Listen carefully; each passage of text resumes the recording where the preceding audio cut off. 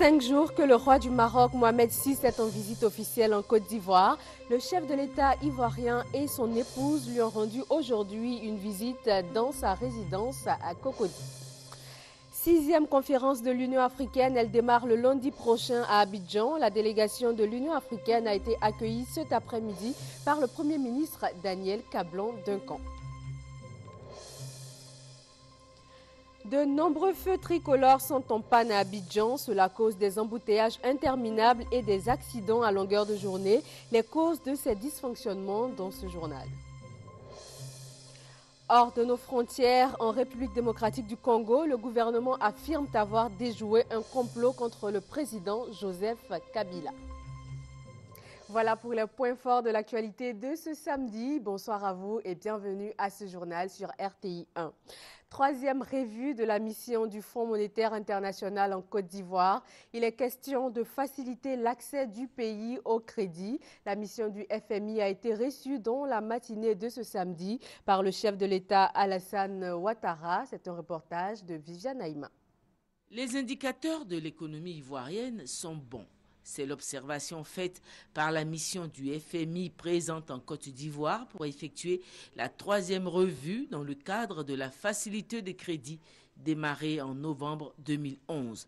La mission d'experts du FMI a été reçue dans la matinée de ce samedi au palais présidentiel pour rendre compte des avancées de ces travaux au président de la République. Les conclusions sont des plus optimistes, à savoir qu'au cours de l'année 2012, les efforts entrepris par le gouvernement sous la direction du président de la République Alassane Ouattara pour le redressement de l'économie nationale sont à féliciter. De ce fait, les perspectives sont favorables. 2013 incite à l'optimisme. La Côte d'Ivoire est désormais sur le chemin de retrouver la confiance des institutions financières internationales. Il y a eu une bonne année 2012, avec notamment une forte croissance, une croissance plus importante que ce qui avait été prévu lors de la mission. Cela aura des effets positifs, y compris pour le citoyen et les citoyennes de Côte d'Ivoire, avec plus de revenus, plus d'emplois et plus de moyens pour lutter contre la pauvreté. Nous avons aussi constaté des avancées importantes en matière de réforme. Il y en a pas mal, mais j'en citerai 2 exemples seulement. L'avancée de la réforme et les bons résultats de la réforme sur la filière cacao.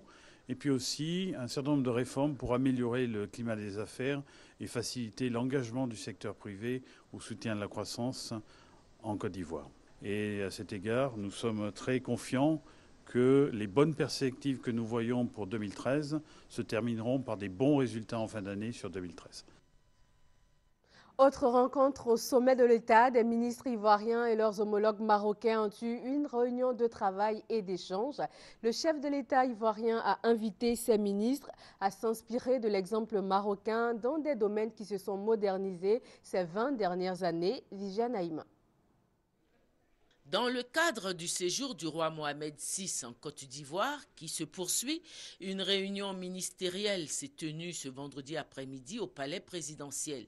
Les ministres marocains, membres de la délégation du roi Mohamed VI, à savoir les ministres des Affaires étrangères, de l'Agriculture et de la Pêche, délégués à l'intérieur, du transport et de l'équipement, du tourisme, de la santé, des affaires religieuses, plus 2 conseillers spéciaux du roi, participaient à cette réunion qui se voulait une rencontre d'échange avec leurs homologues ivoiriens pour approfondir les différents domaines ayant fait l'objet de signatures d'accords de coopération entre les 2 pays. Le président de la République, dans une adresse d'introduction, s'est félicité de cette rencontre qui va permettre aux 2 pays d'aller plus loin dans leur coopération. Il a souhaité que cet échange permette aux ministres ivoiriens de s'inspirer de l'exemple marocain, car le Maroc est un pays qui a su se moderniser très vite. Après ce mot d'introduction du président de la République, la réunion entre ministres marocains et ivoiriens s'est tenue sous la conduite du Premier ministre Daniel Kablan-Duncan. Au sortir, les 2 parties ont déclaré s'être enrichies mutuellement. Sur votre instruction de Sa Majesté le roi Mohamed VI, nous avons assisté à une belle réunion technique à présider avec brio, Monsieur le Premier ministre. Et nous avons en plus des sujets qui ont été évoqués depuis l'arrivée de Sa Majesté et de la délégation marocaine. Nous avons approfondi d'abord les espaces et les perspectives de coopération dans les secteurs qui ont fait l'objet d'accords, mais également les autres secteurs qui vont être explorés et dans les lieux, je l'espère, on espère tous, à un avenir de partenariat exemplaire entre deux pays qui se respectent, qui s'aiment. Nous venons d'analyser au moins une vingtaine d'accords qui pourront être examinés et signés. On a convenu qu'au mois donc, de mai, il va y avoir une réunion donc, des experts qui va se réunir au Maroc pour examiner ces différents accords. Et au mois donc, de juin prochain, disons qu'il va y avoir la grande commission mixte qui va se tenir ici à Abidjan avec la signature de tous ces accords. Donc on note un renforcement de la coopération entre nos deux pays. Et je notais d'ailleurs au cours de la réunion que les hommes d'affaires marocains actuellement ici au niveau de la Côte d'Ivoire font un gros travail. Je suis allé visiter donc l'unité marocaine, le projet marocain de construction d'une cimenterie de 500 000 tonnes et dans une première phase qui a passé à 1 million de tonnes, avec aussi la possibilité donc, de construire des logements au niveau de la Côte d'Ivoire entre 10 000 à 20 000 logements. Donc les secteurs donc, de coopération sont nombreux et je pense qu'il y a une dynamique nouvelle qui fera en sorte que vraiment l'axe Rabat-Yamoussoukro va donc se développer, se renforcer fortement. Le président Alassane Ouattara et son épouse ont rendu une visite de courtoisie au souverain marocain Mohamed VI. Il est en Côte d'Ivoire depuis 5 jours. Il effectue une visite officielle pour renforcer la coopération entre la Côte d'Ivoire et son pays, le Maroc. Elle va se tenir en Côte d'Ivoire à partir de lundi prochain, la 6e réunion conjointe de la conférence des ministres des Finances, de la planification et du développement économique. La délégation de l'Union africaine et le secrétaire général adjoint de l'ONU ont foulé le sol ivoirien cet après-midi. Ils ont été accueillis à l'aéroport Félix Houphouët-Boigny par le Premier ministre Daniel Kablan-Duncan. Et puis, dans le même chapitre, dès leur arrivée à l'aéroport Félix Houphouët-Boigny d'Abidjan, les membres de la délégation de l'Union africaine se sont exprimés au micro de Doua Delazer. Elle dit qu'elle est tout à fait heureuse d'être venue ici et d'avoir été accueillie par son Excellence, Monsieur le Premier ministre. Et elle indique également sa satisfaction de voir que les choses se normalisent depuis la fin de la crise qui est intervenue en Côte d'Ivoire. Nous sommes dans un pays qui est la locomotive de l'Afrique dans beaucoup de domaines. Un pays qui a un poids très important, qui reprend avec cette réunion le rôle qui est le sien, un rôle de moteur pour les discussions aussi sur l'industrialisation en Afrique. L'Afrique doit cesser d'exporter ses produits sans qu'ils soient transformés. Et donc cette réunion analysera dans tous les détails les implications du point de vue des politiques pour qu'on puisse vraiment arriver à un moment de transformation des économies africaines. Rendons-nous maintenant en France, à la coopération entre Bordeaux et Abidjan au centre des échanges. C'était lors de la visite d'affaires à Bordeaux du gouverneur du district d'Abidjan, Robert Begré-Mombé. Il a été reçu par l'ex-premier ministre Alain Juppé, maire de la ville de Bordeaux. Les deux hommes ont également parlé d'aménagement urbain, de salubrité urbaine, de mobilité urbaine par l'exploitation de tramways et de transport par voie lagunaire. Retour en Côte d'Ivoire, embouteillages et accidents sont désormais le quotidien des Abidjanais. La raison, sur 228 feux tricolores dans la ville, seulement 116 sont opérationnels et c'est selon l'agence de gestion des routes. Pourquoi ces feux tricolores sont-ils tout le temps en panne? La réponse dans ce reportage de Francis Boifo. Assurer la fluidité du trafic routier et garantir la sécurité des usagers. C'est le rôle des feux tricolores installés aux intersections des voies. Si certains feux fonctionnent correctement, comme c'est le cas à Angré dans la commune de Cocody, d'autres ne le sont pas. À Adjamé, sur le boulevard Nangui à Brogua, aucun dispositif de signalisation n'est opérationnel. Ça fait 4 ans que les feux ne marchent pas. On a des ennuis. On nous crée des embouteillages ici. Même constat à Siporex, dans la commune de Yopougon. Les feux installés à ce carrefour sont passés tous au noir et cela est visible sur les autres artères de la commune. Il n'y avait pas de feu, il y a eu un accident à la Cypresse ici. Il y a une voiture qui a garé devant moi brusquement. Il y avait un piéton qui traversait. Donc quand il est venu, moi je me rends compte qu'il était là, il faisait trop tard. Il est tapé par derrière. Plateau. Le centre des affaires est également confronté au dysfonctionnement des feux tricolores. On peut le constater, le feu est rouge à la fois vert et rouge. On ne comprend rien. On ne sait pas si on passe ou on s'arrête. Si on passe, la voiture va nous écraser, voilà un peu. C'est dommage. Interpellé, le directeur de la gestion du réseau de l'AGEROUTE s'explique. Il indique que sur les 228 feux à Abidjan, 51%, soit 116, sont non fonctionnels. Le parc que nous avons a été installé dans les années 80.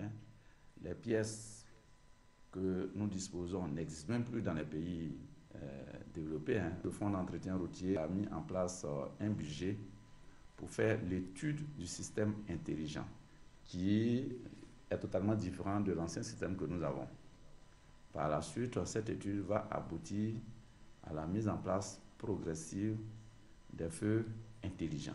En attendant la réhabilitation des feux sur l'ensemble du territoire national, le directeur de la gestion du réseau de l'AGEROUTE invite les usagers à se conformer aux instructions des éléments de la police chargés de réguler la circulation. Toujours au sujet des feux tricolores, cette fois-ci à Boaké, encore des accidents dus à l'absence de cet outil important de régulation de la circulation. Les nombreux motocyclistes présents sur les routes ajoutent encore à la mauvaise qualité du trafic. Le constat en images de Ami Sisseko et Kwadio Kwame de RTI Boaké. Parmi les caractéristiques des routes de Boaké figurent des feux tricolores délabrés ou inexistants. Le manque de panneaux de signalisation. Créés pour assurer la sécurité des piétons, des usagers, des véhicules et améliorer la fluidité de la circulation, les feux tricolores n'existent que de nom dans la capitale du centre. Certains sont hors service depuis 2002. Sur 15 feux que comptait Boaké, seuls 2 fonctionnent. C'est tout petit, côtoie la mort au quotidien. Il n'y a personne pour nous faire traverser. Nous-mêmes, on passe comme ça. Il y a beaucoup d'accidents. Chaque matin, pour faire traverser les enfants là, une fois qu'on siffle, les motos-taxis, les taxis là ne veulent pas s'arrêter. Ils renversent les enfants souvent. L'absence de feux de signalisation apparaît comme l'une des causes fondamentales des accidents. 694 accidents de la route en 2012, selon les statistiques des sapeurs-pompiers militaires, dont 80% causés par les mototaxis.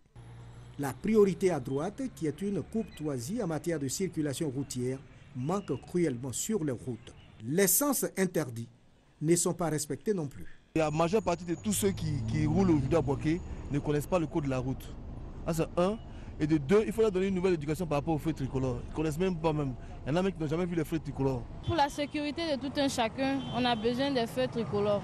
Il y a d'autres qui viennent comme ça, c'est toute une anarchie. Nous, les nouveaux chauffeurs comme ça, là, quand il n'y a pas de feu, tu veux traverser, au même moment, les piétons veulent traverser. Donc, on va essayer de trouver une solution à ce problème-là. Le manque de feux tricolores ou de panneaux de signalisation à certains carrefours aux heures de pointe inquiète. D'où l'alternative de fixer momentanément des agents de l'unité de régulation de la circulation URC.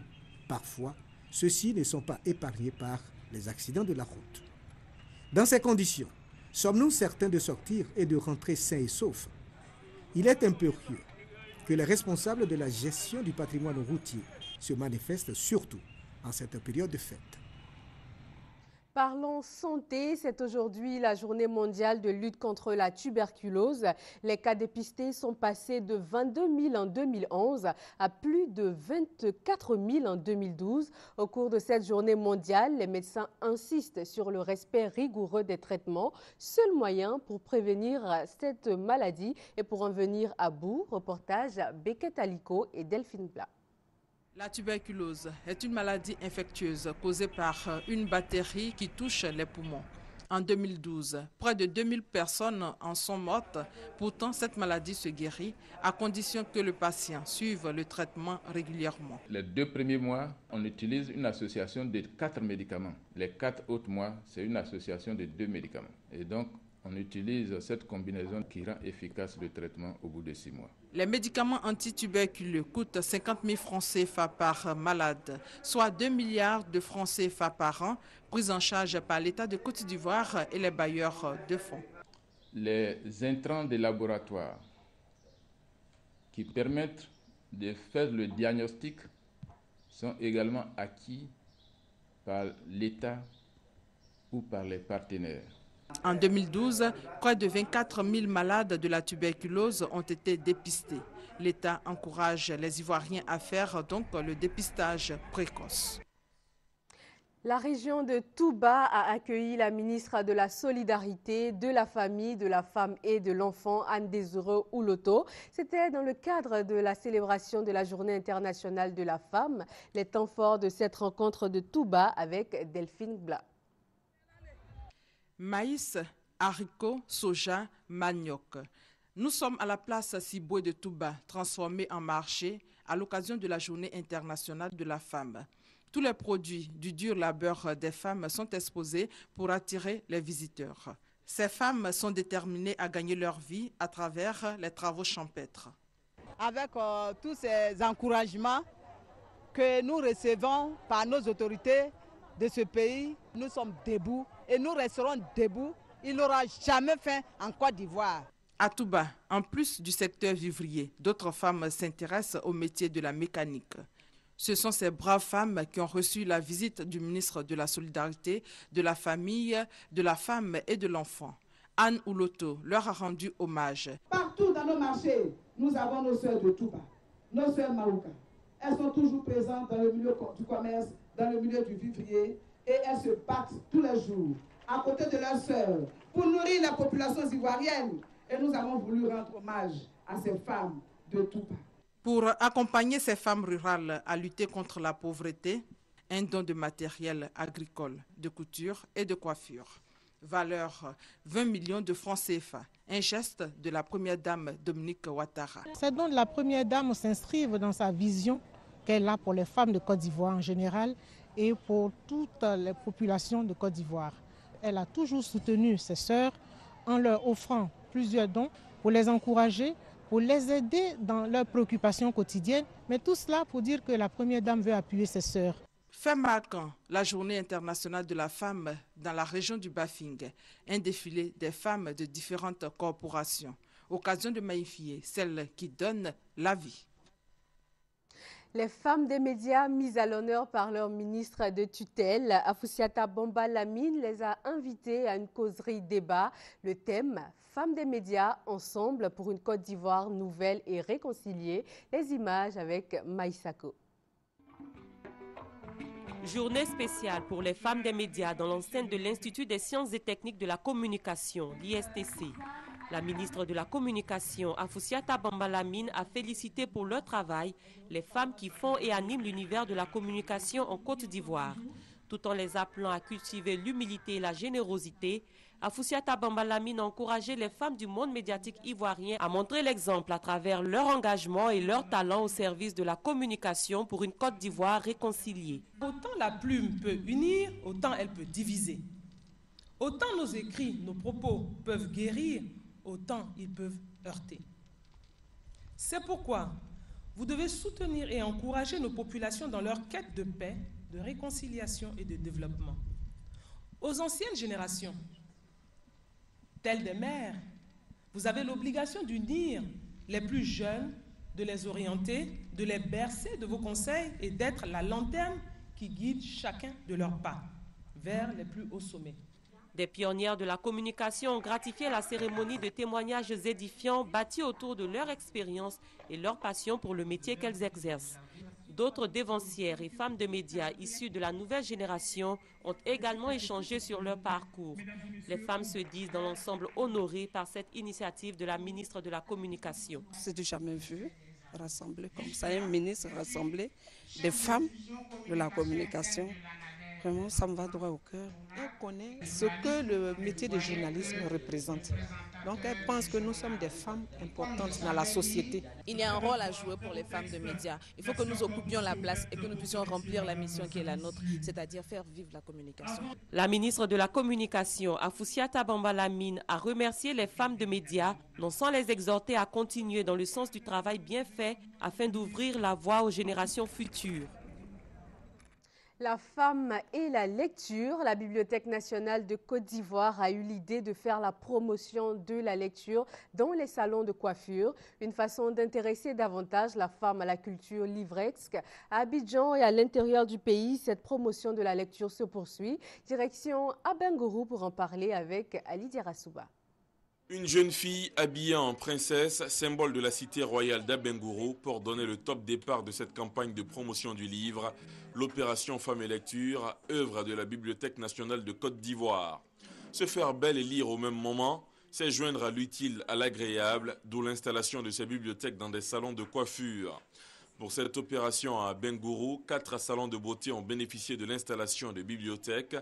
Pour Fosseni Dambélé, directeur de cabinet représentant le ministre de la Culture et de la Francophonie à la cérémonie officielle du lancement de l'opération Femmes et Lecture dans l'indénié Djoablin, le livre est un formidable instrument de culture. Tous les autres intervenants le diront, à l'instar de Tano Marguerite, député d'Abengourou commune. Le livre participe à la construction de la conscience des collectivités. Sa promotion est donc salutaire. Dans ce projet, l'initiateur, la Bibliothèque nationale de Côte d'Ivoire, a été appuyé par l'Alliance franco-ivoirienne et l'Institut Goethe. Adima Chantal, directrice de la Bibliothèque nationale de Côte d'Ivoire, est formelle. Ce n'est que le début pour cette opération qui vise à rendre le livre accessible aux femmes. Aussitôt installées, les bibliothèques dans ces salons de beauté intéressent plus d'une. Un pas est franchi pourvu que le deuxième suive, celui de l'alphabétisation de beaucoup d'entre ces femmes illettrées, afin qu'elles aussi aient la chance de se coiffer et lire. Jusqu'au 27 mars prochain, les pays francophones célèbrent leur bien commun, la francophonie. En Côte d'Ivoire, une réflexion est initiée sur la question de la cohabitation entre la francophonie et les langues maternelles. Marie-Laure Ngora. La francophonie est un outil de coopération orienté vers le développement. La Côte d'Ivoire, membre de la francophonie, a pour langue officielle le français. Héritage linguistique colonial, la langue de Molière, comme dans certains pays francophones, cohabite avec d'autres langues nationales. En Côte d'Ivoire, il n'y a pas moins d'une 60aine. La langue française est notre langue officielle, elle nous permet de communiquer. Mais là où il pourrait y avoir antipathie, c'est au niveau de l'utilisation exclusive de cette langue-là, qui tend à mettre nos langues au second plan. Cela fait que la francophonie appelle nos langues partenaires, alors que nos langues nous permettent d'avoir notre identité propre à nous pour mieux nous approprier les idéaux et les valeurs justement de cette francophonie. Donc il serait important que la francophonie appuie le développement de nos langues pour que nous puissions, comme les deux mains, nous laver mutuellement. Promouvoir la francophonie en prenant en compte les langues maternelles dans la politique d'alphabétisation. La stratégie est déjà appliquée dans certains pays d'Afrique francophone. En 2012, la francophonie a lancé un important programme, Élan, École et langue nationale en Afrique. Ce programme est à un stade expérimental dans 8 pays africains, dont le Burkina Faso, dont le Bénin, dont le Mali. Ce programme vise à instaurer le bilinguisme dans certaines écoles dans le milieu rural, de sorte que les enfants sont enseignés en français, mais également, à côté du français, sont enseignés dans leur langue nationale. Et ils sont nombreux, les linguistes dans les pays francophones, à affirmer que si la maîtrise de la langue française constitue une clé essentielle pour l'accès au savoir, au développement, dans les États qui l'ont choisi comme langue officielle, là où le français cohabite avec d'autres langues maternelles, une alphabétisation ignorant ces dernières serait inefficace. Hors de nos frontières, en République démocratique du Congo, le gouvernement affirme avoir déjoué un complot contre le président Joseph Kabila. L'un des 2 suspects arrêtés est de nationalité belge. Il serait le fondateur d'un mouvement appelé Mouvement Debout Congolais, selon le ministère de l'Intérieur. Les images. Dans la cour du ministère de l'Intérieur, voici les armes qui, selon les autorités, devaient servir à assassiner le président Kabila. Kalachnikov, lance-roquettes Uzi, un arsenal brinque-ballant saisi dans une chambre d'hôtel de Kinshasa. Accusés de préparer un coup d'État, 2 suspects ont été arrêtés. Ils auraient avoué. À gauche, l'instigateur présumé du complot, un médecin belge d'origine congolaise. À Bruxelles, il dirige le mouvement Debout Congolais, un petit parti de la diaspora créé après les élections de 2011. À droite, son complice, un policier déserteur. Selon le ministre de l'Intérieur, ils avaient des soutiens en Belgique.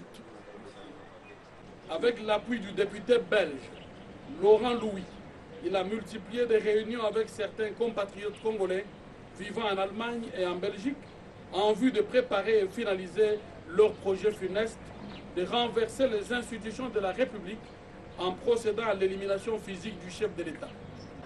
Une accusation vivement rejetée par le député belge qui affirme ne pas connaître les suspects.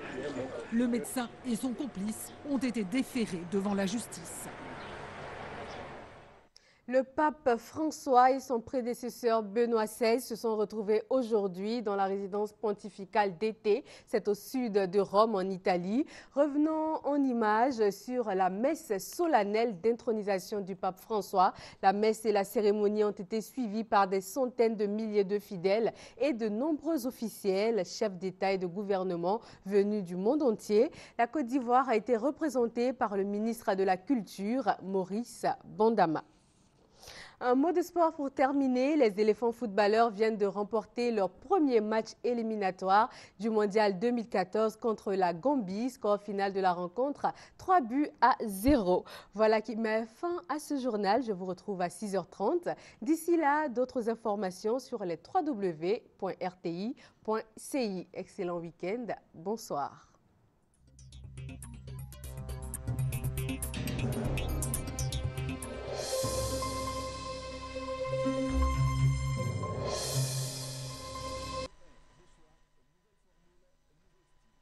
Ce mardi 26 mars 2013 à 21h.